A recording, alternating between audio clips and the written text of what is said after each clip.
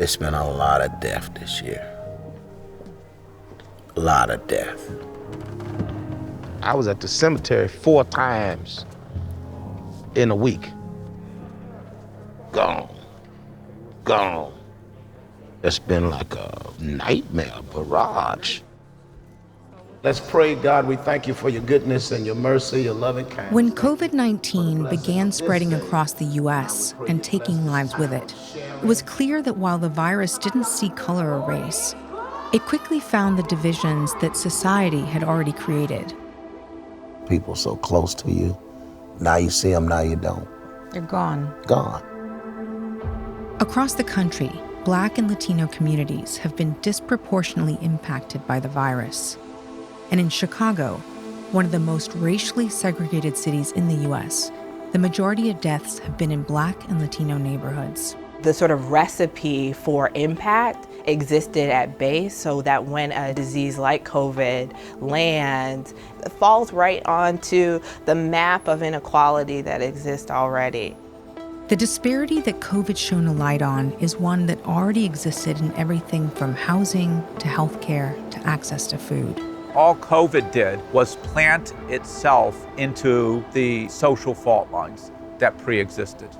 The pandemic was a way of making visible to a lot of Americans and people around the world what had been invisible to them, but shame on them, right, for not seeing, because we've known this for many, many years and we've chosen to look away. The COVID pandemic is a revealer of America's true ugly.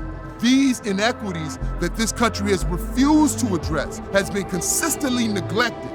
In this episode of Fault Lines, we look at Chicago's Great Divide that allowed COVID to spread. Aspire to inspire before we expire.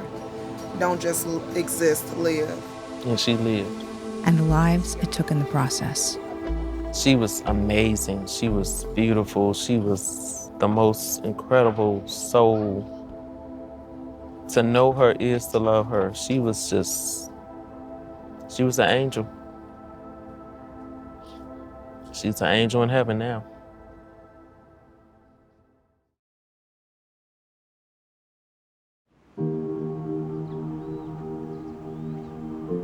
Some days it feels like someone snatched the sun from the sky. You never think that your babies will leave you. It's not supposed to be that way. That's her obituary.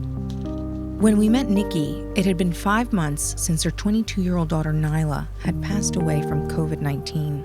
That was prom. At prom. Yeah. Nyla was my 6th child.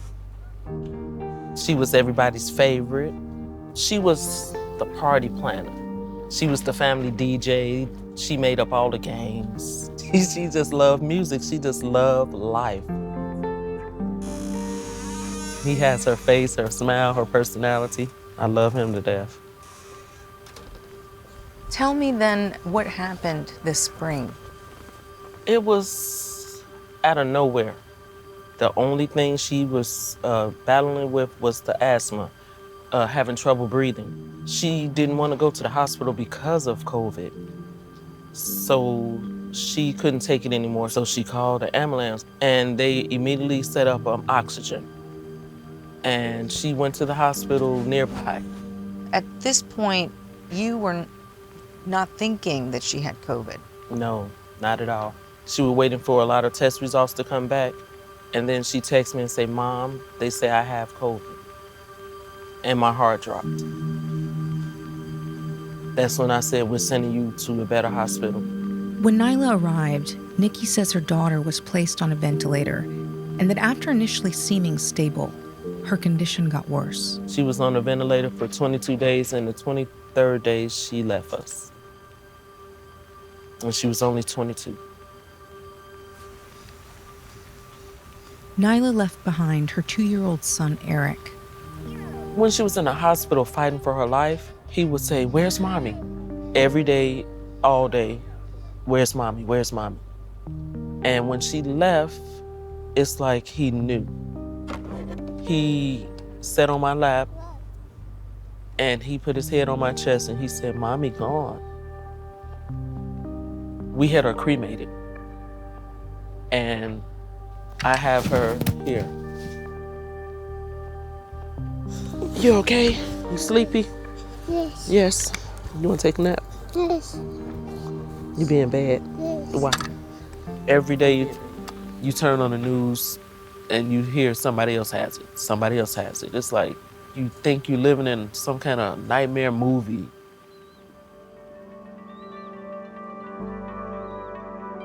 But the pandemic hasn't been a nightmare for every community in Chicago because it's played out along racial lines. As COVID deaths began to rise in the spring, nearly 70% of fatalities were Black residents, even though they're only 30% of the city's population. And as it's continued, it's been both the city's Black and Latino communities that have had the highest infection and death rates. By the end of October, over 3,000 people had died in Chicago. Black residents were 42% of the city's deaths, and Latinos were 33%. It's an all too familiar story of sort of impact that happens to communities of color, right? When the data began to show who was being impacted most, the city formed a task force to address the disproportionate impact of the virus on communities of color. Some of the biggest things that impacted death rates was seniors. It was underlying health conditions. It was lack of access to health care. Those things are deeply racialized. Blacks and Latinos are also more likely to be essential workers and exposed to the virus. It is the sort of devastating toll of what it means to continue to live in a very racialized society and really see so many of the negative impacts of society continue to fall on people of color.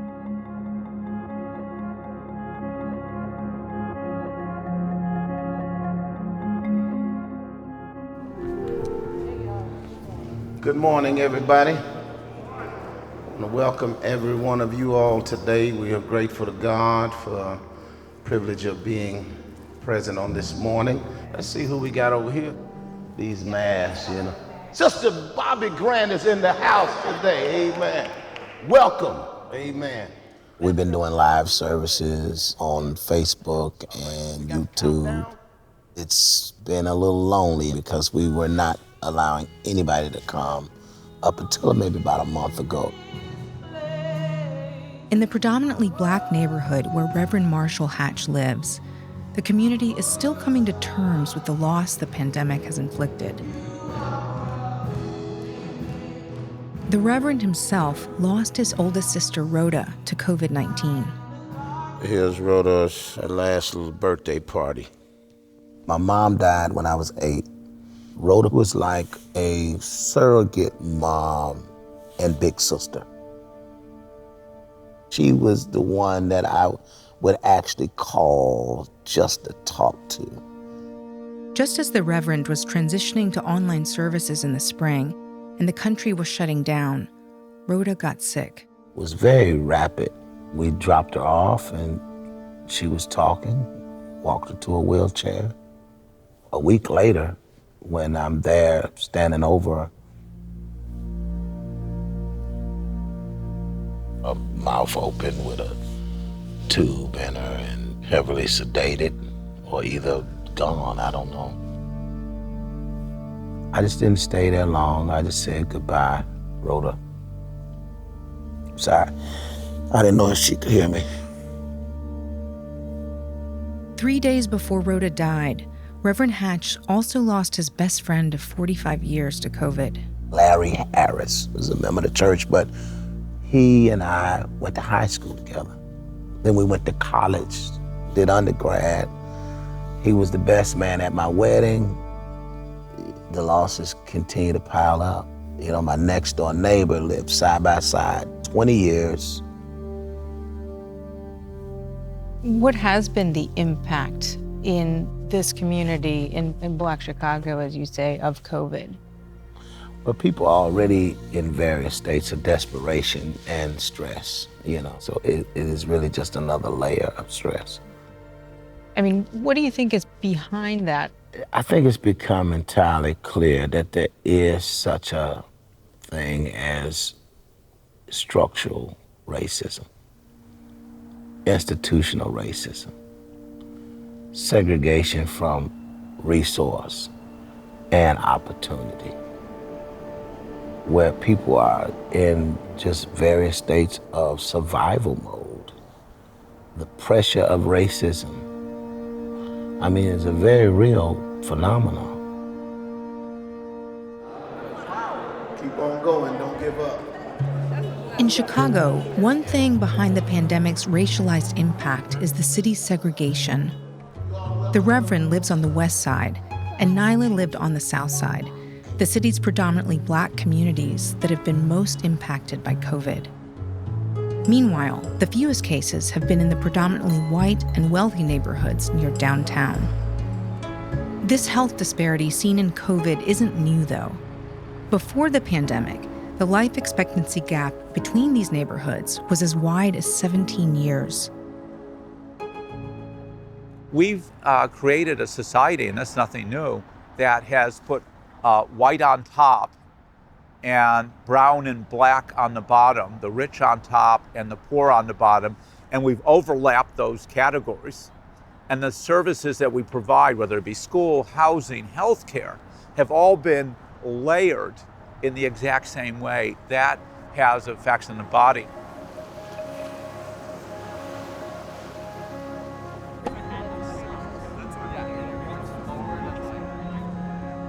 First world and third world conditions in the same city. 5 train stops. This is West Garfield Park.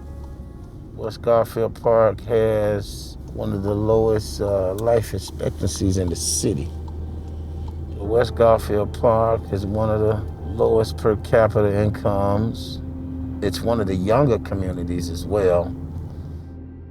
If you're a 16-year-old teenager, young man, who lives in Garfield Park, likely African American, has a little more than a 50-50 chance of living to the age of 65. People's minds go to violence and gun violence. And certainly gun violence is a problem. But actually, more than 50% of the early deaths in that neighborhood are caused by heart disease, diabetes, stroke, hypertension, cancer, chronic illnesses. It's not just people's beliefs, behaviors, and biology that determine who live and die in the United States, but the social and structural conditions under which people live.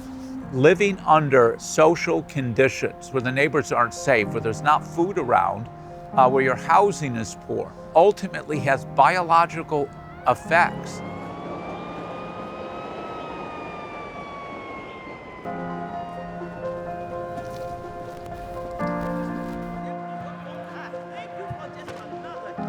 One of the reasons behind the life expectancy gap is a lack of resources, something that's become more acute for vulnerable communities during the pandemic. The best way for us not to die from COVID is not to get it. So for people that want to shelter in place, they need resources. Right. So we provide fresh fruits and vegetables as well as household supplies. We are truly in the middle of a quality of life crisis. It's bigger than healthcare. Even before the pandemic, community groups around Chicago were working to address and draw awareness to the inequalities that have become more urgent now, like access to healthy food. Most Americans don't worry about if they have a grocery store now, right? We've heard the term food deserts. Right. We have a lack of grocery store. So Right. that's also, that in itself is a health crisis, right? Right.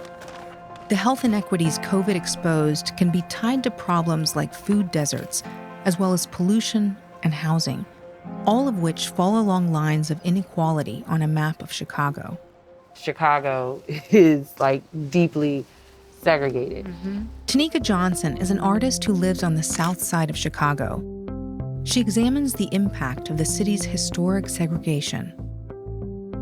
This is the map that was shared in the media from this time period in regards to the COVID cases. This is of Chicago segregation, what it looks like. The blue that you see, those are the neighborhoods that are predominantly Black. The pink purplish that you see, those are the neighborhoods that are predominantly white. And you see overlaps in all of these different Yes. Tanika's main project, Folded Map, looks at the differences between neighborhoods in the city's north and south sides. The same streets, but 15 miles apart. What are the starkest differences between the north side and the south side? Resources and development. The development of new homes, new businesses.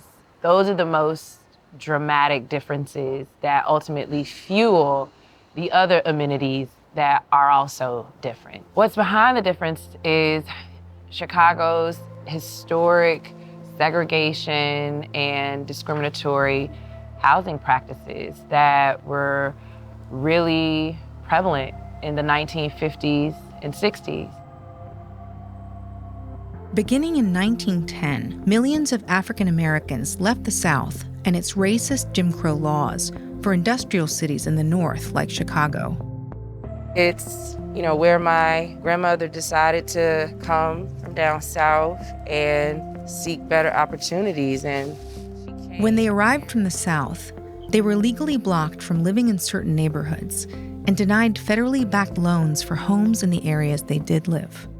Many could only buy homes at inflated prices through predatory contracts, resulting in the theft of their wealth and equity. Unfortunately, Greater Inglewood is a neighborhood that was acutely impacted by discriminatory lending practices. Yes, this is a great example of what happens to a block. Empty houses. Yeah. I mean, these are nice structures. Oh yeah, because if you literally pick them up and put them on the north side, it would be, 400, 500,000. What is it worth now? Maybe 20,000. Wow. The housing discrimination and segregation that began decades ago laid the ground for the desertion of resources from Black communities. 1968, there was an influx of African American families who had came up from the South through the last wave of the Great Migration and began moving in, which then in turn created what's known to be white flight. A lot of households left and went further west out into the suburbs, and there was a large string of disinvestment that began at that time. Aisha is part of a coalition working to address the life expectancy gap in Chicago, especially by targeting a central problem, disinvestment, the desertion of businesses and jobs. So what type of jobs are available to these community members that have the highest disparity? That will in turn determine what kind of health insurance they have access to. What is the career trajectory that's allowing people to not only make a livable wage, but a sustainable wage over a period of time to break generational poverty. How does disinvestment affect the health outcomes in this community? There's a connective tissue there that you cannot separate. You have to look at what investment in the community is, what is the strength of the corridor, what type of businesses exist, what type of grocery stores, what is the quality of food. When we look at the life expectancy gap, they're all connected.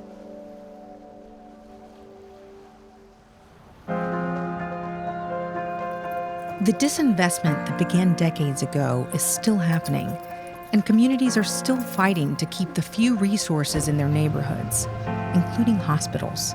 Because of geographic segregation, that gets replicated, and because the way capitalism works, there's a disincentive to go into poor, read Black neighborhoods. Many of the hospitals that serve the city's low-income Black and Latino communities are safety net hospitals, medical centers that serve the poor and are largely paid through the government program Medicaid.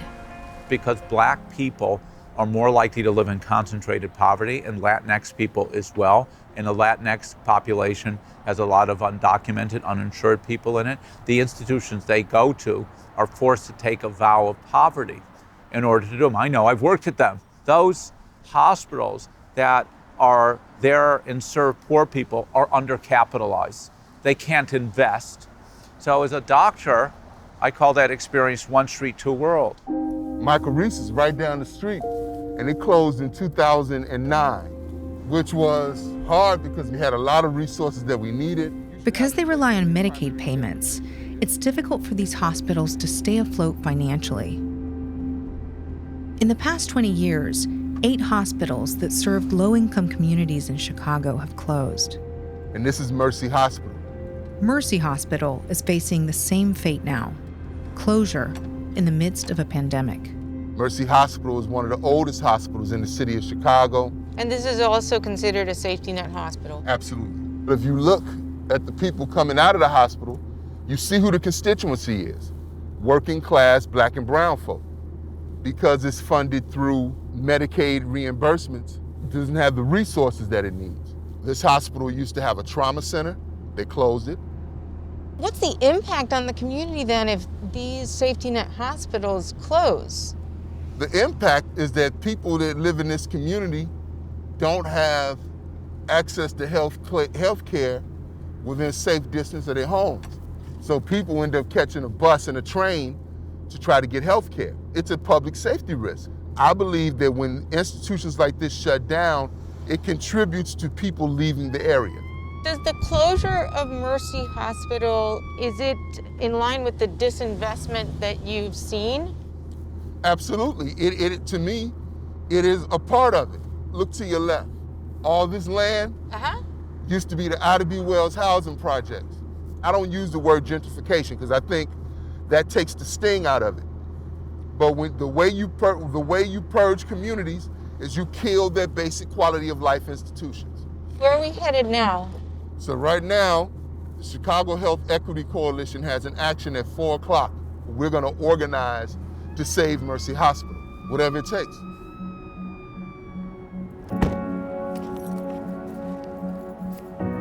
How you doing? Yes, ma'am. G2's group, as well as a coalition of unions, want the governor of Illinois to intervene to save the hospital. We in this to deliver Mercy Hospital back to the people. That's right. Our health matters. Our health matters.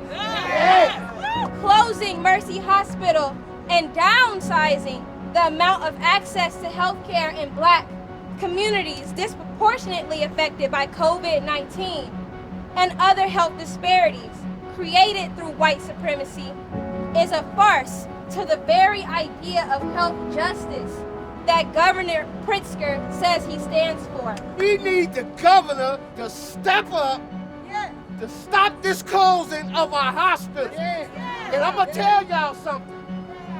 It's Mercy now, but it's gonna be somebody else next. They've come downtown to the city's financial center, hoping to raise awareness in the area they say politicians care about. We want to be in a part of Chicago that's privileged to say that they can't ignore us. What do we want? What do we want? When do we want it? When do we want it? What do we want? What do we want? When a Mercy Hospital, which served a largely Black population, gets hit by COVID, where now the prices are rising, it sinks, and because it's Black people, nobody cares. That's part of the problem, making people care about something that's so deeply embedded in society as racism is. I have to get out of here. Can you let me answer, or do you want to? Go ahead. So they're trying to make a point regarding a closing of the hospital? Especially as the virus continues to spread across the U.S. and communities of color are still at risk. This is insane. Get out of here. Thank you, man. We promote health inequities in this country. We promote death gaps, acts of structural violence like closing a safety net hospital in an area of the city that desperately needs one. And like, who's accountable? When our hospitals are under attack. That's the interesting thing about structural racism. You don't have to find an accountable individual. It's about our systems. COVID is the great revealer. It has revealed deep, savage inequities in almost every basic quality of life institution you could think about. The pandemic has revealed why we have the pre-existing conditions, that we don't have access to quality health care, that many of our young people in schools don't have access to technology, things that most Americans take for granted. We are not the evil. We are not the problem. White supremacy is the evil. Our question is, will America operate like that in your name?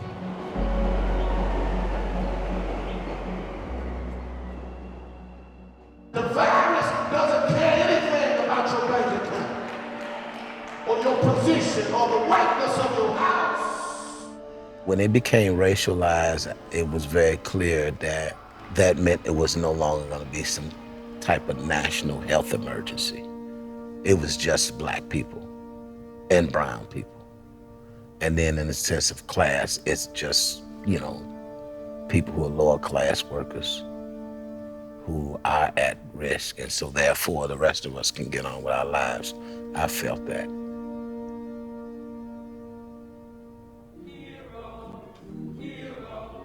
Rhoda was, with no exaggeration, about the warmest, friendliest person you ever want to meet.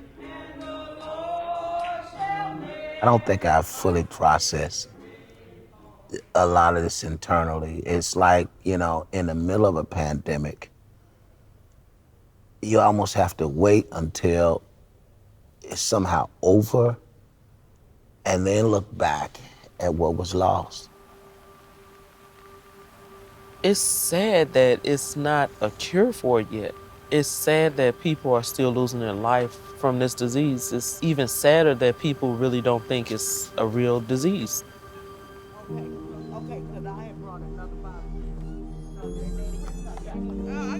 We decided to just do Nyla Sundays. The family comes together and we just think of all the memories, the good things. And it's always a splash of yellow because that was her favorite color. Did you see Mommy? It's a lot of mommies. She loved him so much. She was like the best mommy ever. She was wise beyond her time, and her son has that gift too. It's an angel. It's an angel. I want him to know that she was a blessing. She really was. Angel. It's an angel. It's my angel. Yes, angel.